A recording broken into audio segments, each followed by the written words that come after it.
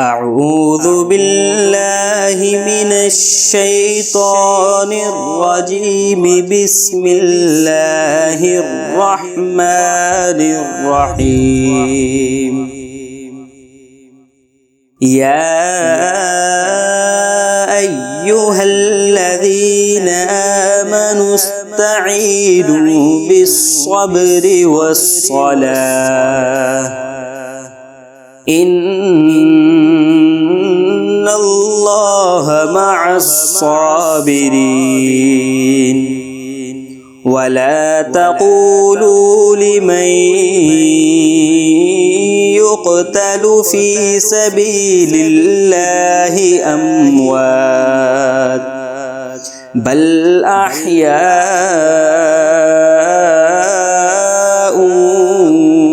ولكن لا تشعرون. ولنبلونكم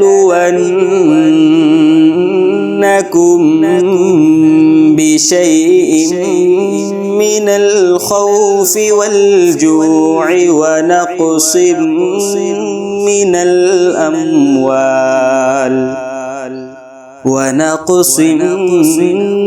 الأموال والأنفس والثمرات وبشر الصابرين الذين إذا أصابتهم مصيبة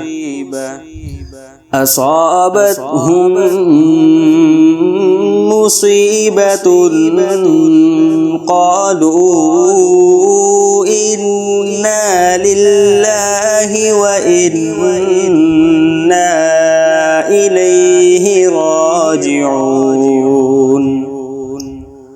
أولئك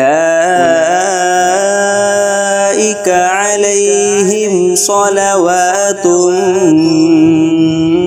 من ربهم ورحمة وأولئك هم المهتدون. صدق الله العظيم.